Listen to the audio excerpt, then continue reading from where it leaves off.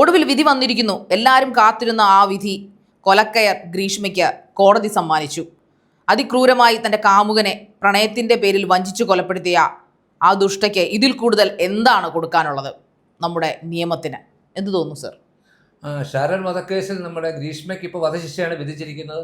അതൊരു ജില്ലാ കോടതിയുടെ വിധി മാത്രമാണ്. ഇനി അതിൻ്റെ മുകളിൽ കോടതികളുണ്ട്. എങ്കിലും കേരളം കാതോർത്തിരുന്നൊരു വിധിയാണ്. വളരെ നിഷ്ഠൂരമായിട്ടൊരു ചെറുപ്പക്കാരനെ, സ്നേഹിച്ച ഒരു ചെറുപ്പക്കാരനെ വിഷം കൊടുത്ത്, മറ്റേ പാനീയത്തിൽ വിഷത്തിനകത്ത് വിഷം കൊടുത്ത് കൊന്ന് കേരളം വളരെ ഞെട്ടിച്ച ഒരു കൊലക്കേസാണ്. ഈ ഷാരോണിൻ്റെയൊക്കെ സഹോദരൻ്റെയൊക്കെ സമയോചിതമായ ഇടപെടൽ മൂലവും കേരള പോലീസിന്റെ ഒരു കഴിവും കൊണ്ടാണ് ഈ കേസ് പെട്ടെന്ന് തെളിയിക്കാനും ഈ 2022 നടന്ന ഒരു സംഭവത്തിന് 24 തന്നെ ഓൾറെഡി അതിനെ വധശിക്ഷയിലേക്ക് തന്നെ എത്തിച്ചു പോയിരിക്കുന്നു. അതെ, വെറും 2 വർഷങ്ങൾ എങ്കിൽ കൂടി 2 വർഷം കഷ്ടിച്ചെടുത്ത് ഒരു വിധി വരിക എന്നുള്ളത് എനിക്ക് തോന്നുന്നു നിയമത്തിന്റെ ചരിത്രത്തിൽ, കേരള ചരിത്രത്തിൽ, അല്ലെങ്കിൽ ഇങ്ങനെ ഒരു കൊലപാതക ചരിത്രത്തിൽ ആദ്യമായിരിക്കാം. അതിക്രൂരമായ ഒരു കൊലപാതകം കേരളം കണ്ടിട്ടില്ലാത്ത, ഒരുപക്ഷെ എനിക്ക് തോന്നുന്നു ഇന്ത്യ പോലും കണ്ടിട്ടില്ലാത്ത തരത്തിലുള്ള രീതിയിൽ ഒരു കാമുകനെ കൊന്നുകളയുക എന്ന് പറഞ്ഞാൽ അത്രത്തോളം ആ വ്യക്തിയെ, തന്നെ സ്നേഹിച്ച കാമുകനെ അതിക്രൂരമായി കൊലപ്പെടുത്തി. ഇതുവരെ ആരും അത് പ്ലാൻ ചെയ്തെന്ന് കോടതിക്ക് പൂർണ്ണ ബോധ്യമുണ്ട്. തെളിവുകളും അങ്ങനെ തന്നെയാണ്. അവളുടെ അമ്മയെ വെറുതെ വിട്ടെങ്കിലും കൂട്ടുന്ന അമ്മാവനെയും അതോടൊപ്പം തന്നെ കൊലയാളിയെയും കോടതിക്ക് പരിപൂർണ്ണ ബോധ്യം ഉണ്ടായിരുന്നു. പലവട്ടം എനിക്ക് സുപ്രീം കോടതി വരെ സാർ ഇതിനകത്ത് ഇടപെട്ടിട്ടുണ്ട്. കാരണം ഇത് തമിഴ്നാടിൻ്റെ അതിർത്തിയിൽ അല്ലെങ്കിൽ കേരള അതിർത്തിയിൽ നടന്നാന്ന് പറഞ്ഞ് കേസ് മാറ്റണം, കേസ് തമിഴ്നാട് കോടതിയിലേക്ക് മാറ്റണം എന്നൊക്കെ പറഞ്ഞ് ഒരു വലിയ പിടിവള്ളിയൊക്കെ നടത്തിയിരുന്നു. പക്ഷേ സുപ്രീം കോടതിയൊക്കെ അതിനെ തള്ളിക്കളയുകയാണ് ചെയ്തത്.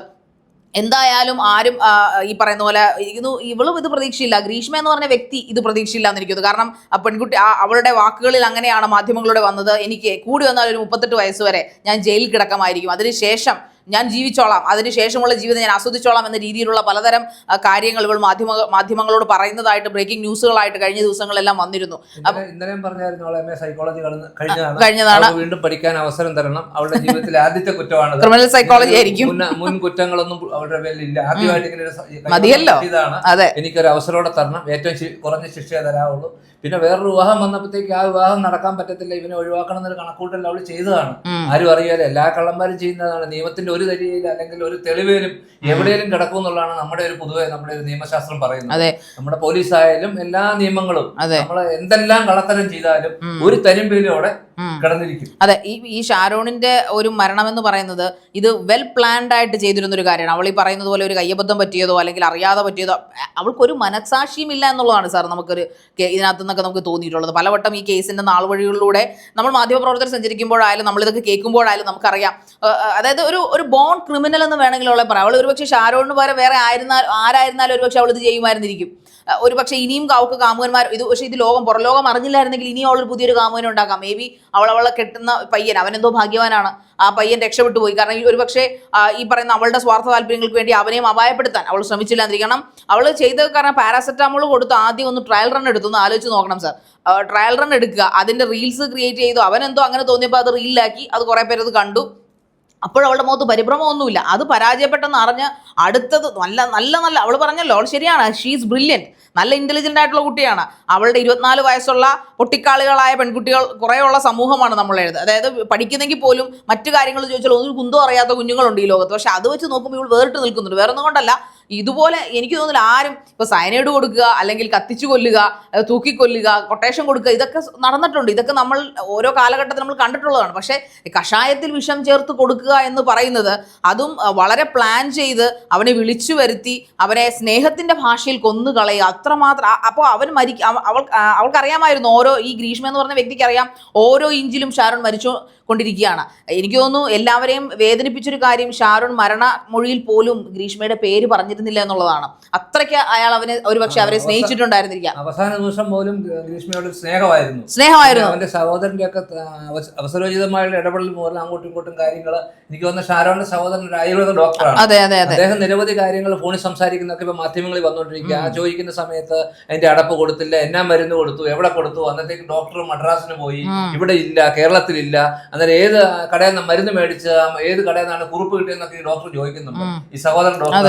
ഇവിടെ ഉരുണ്ട് കളിക്കുന്നു, അടപ്പ് കിട്ടിയില്ല, അമ്മ എനിക്ക് ഏത് സമയത്താണ് മരുന്നായിരുന്നു, അമ്മ അത് തന്നോണ്ടിരുന്നു, ഒരു സ്പൂണാണ് തന്നോണ്ടിരുന്ന. പല രീതിയിലുള്ള കളവുകൾ. കാരണം പല കളവുകൾ പറയുമ്പോൾ ഒരു കളവ് അവസാനം തെളിവാകുന്നു പറഞ്ഞു എല്ലാവർക്കും ഒരു സംശയം വന്ന് ഇവള് ഇതിപ്പം ഇത്രയും വലിയൊരു വധശിക്ഷ വരാൻ കാരണം ഇവള് കരുതിക്കൂട്ടി ചെയ്തതാണ്. പെട്ടെന്നുള്ളൊരു കൊലപാതകത്തിനാണ് വധശിക്ഷ വരത്തില്ല. ഇത് ആസൂത്രണം ചെയ്ത് പല പ്രാവശ്യം ട്രയൽ എടുത്ത്, ഇപ്പൊ പറഞ്ഞ പല പ്രാവശ്യം ട്രയൽ എടുത്ത് ഇന്ന ചെയ്യണമെന്ന് പറഞ്ഞ് വിഷം കൊടുത്ത് കൊന്ന് പല ദിവസങ്ങളായിട്ട് അതിനുശേഷം ആശുപത്രി കിടന്ന ഇവൻ മരിക്കുന്നത്.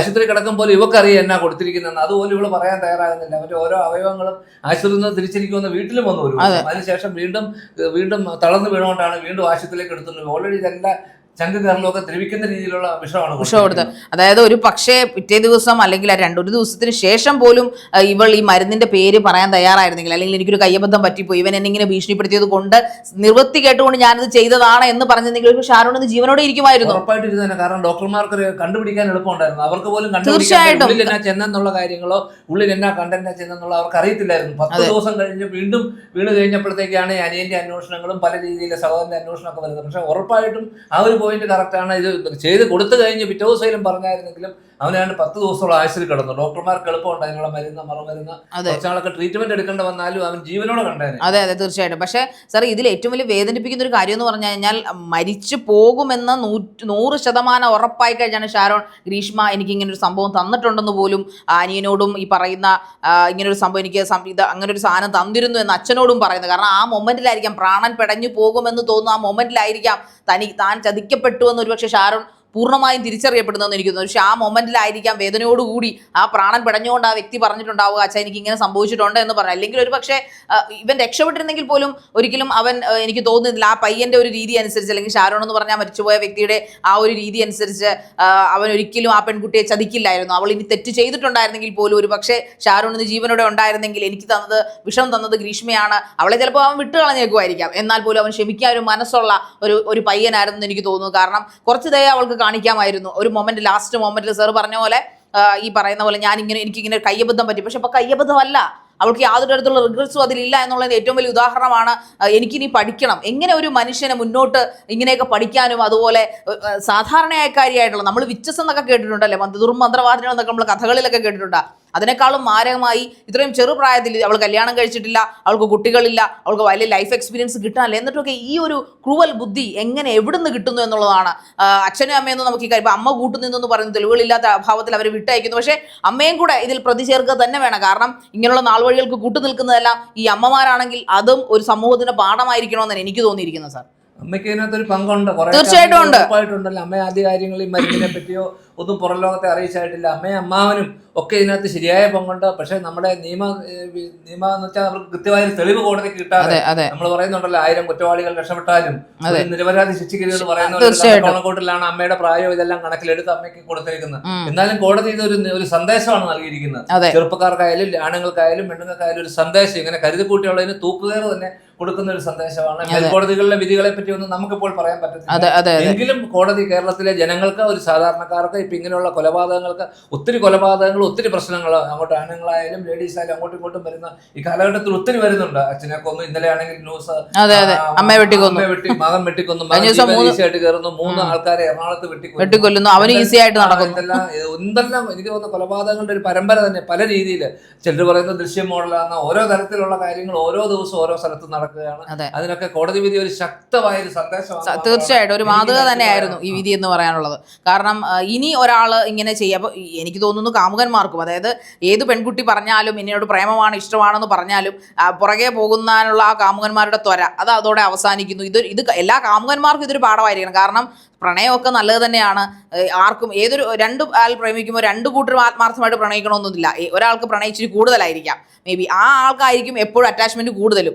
എന്നാലും ഈ അപ്പുറത്ത് നിൽക്കുന്ന വ്യക്തിയെ അന്ധമായി വിശ്വസിക്കാതിരിക്കുക. ആ 2 കൂട്ടരും മനുഷ്യന്മാരാണ്. മാറ്റങ്ങൾ പ്രത്യേകിച്ച് ഈ കാലഘട്ടത്തിൽ ഈ പറയുന്ന പോലെ ഫ്ലിക്കറിംഗ് ആയിട്ടുള്ള, അല്ലെങ്കിൽ എപ്പോഴും ഈ മാറ്റങ്ങൾ സംഭവിച്ചിരിക്കുന്ന വ്യക്തിത്വങ്ങളാണ് ഇന്ന് കുട്ടികൾ കൂടുതൽ. അതുകൊണ്ട് തന്നെ ഒരാൾക്ക് ഇഷ്ടമല്ല, നീ എൻ്റെ ജീവിതം ഒഴിഞ്ഞു പോകണമെന്ന് പറഞ്ഞാൽ ഒഴിഞ്ഞങ്ങ് പോയേക്കുക. നമ്മുടെ ജീവനേക്കാളും വലുതൊന്നുമല്ല വലിയ പ്രണയമൊന്നും. ഷാരോണിന് സംഭവിച്ചത് അങ്ങനെ ഒരു ദുരന്തമായി പോയി. അവൾ ഒഴിഞ്ഞു പോകാൻ പറഞ്ഞപ്പോൾ ഒരു പക്ഷെ അവൻ പോയിരുന്നെങ്കിൽ, അല്ലെങ്കിൽ ഈ പറയുന്ന പോലെ അവൾ പറയുന്ന ഒരു റീസൺ അതായിരുന്നു, അയാൾ ഒഴിഞ്ഞു പോയില്ല, പിന്നെ എനിക്ക് വേറെ ആലോചന വന്നു, ദേവി അത് ഒഴിഞ്ഞു പോകണം എന്ന് പറഞ്ഞിട്ട് പോയില്ല എന്നാണ് അവൾ, അതുകൊണ്ട് സഹിക്ക വയ്യാതെയാണ് ചെയ്തതെന്നാണ് അവൾ ഒരു സ്റ്റേറ്റ്മെന്റ് പറഞ്ഞിരിക്കുന്നത്. പക്ഷേ എന്തോ ഷാരൂണിന് അത്രയും ആയുസുണ്ടായിരുന്നുള്ളൂ എന്ന് വേണമെങ്കിൽ കരുതാം. കാരണം വേറൊന്നും കൊണ്ടല്ല, അതിന് കാരണക്കാരിയായി ഗ്രീഷ്മ മാറി. ഒരുപക്ഷെ ഷാരൂണിന് അങ്ങനെ ഒരു ബുദ്ധി തോന്നിയിരുന്നെങ്കിലോ, പണ്ടാരം എനിക്ക് വേണ്ട, അവൾ എന്നെ എന്തായാലും ചീറ്റി, അവൾക്ക് എന്നോട് ഇഷ്ടമില്ല, പിന്നെ എന്തിനാണ് ഇങ്ങനെ വലിഞ്ഞു തൂങ്ങി പുറകെ ചെല്ലുന്നത്, ഞാനും ഒഴിഞ്ഞു പോയേക്കാമെന്ന് ആ പയ്യൻ ചിന്തിച്ചിരുന്നെങ്കിൽ ആ കുഞ്ഞിന്ന് ജീവനോടെ ഉണ്ടാകുമായിരുന്നു. ഒരുപക്ഷെ ഈ ക്രൂരതയ്ക്ക് പാത്രമായി ഇത്രയും ഈ പറയുന്ന കഷ്ടപ്പെട്ട് ഇത്രയും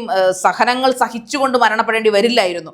എന്തായാലും നമ്മുടെ കോടതി സാറ് പറഞ്ഞ പോലെ മാതൃകയായിട്ടുണ്ട്. അതിവേഗമായിട്ട് തന്നെ വിധി, എനിക്ക് തോന്നുന്നു 5-6 വർഷമൊക്കെ എടുക്കുന്ന ഞാൻ ആദ്യം കരുതിയിരുന്നു. പക്ഷെ എന്തായാലും ഒരു 2 വർഷം തേക്കുന്നതിന് മുമ്പ് തന്നെ കറക്റ്റ് വിധി വന്നു. മേൽക്കോടതിയിലുള്ള വിധി എന്ത് തന്നെ ആയിക്കൊള്ളട്ടെ, എന്തായാലും ഇത് എല്ലാവർക്കും ഒരു പാഠവും മാതൃകയായിരിക്കുമെന്നതിൽ തർക്കമില്ല.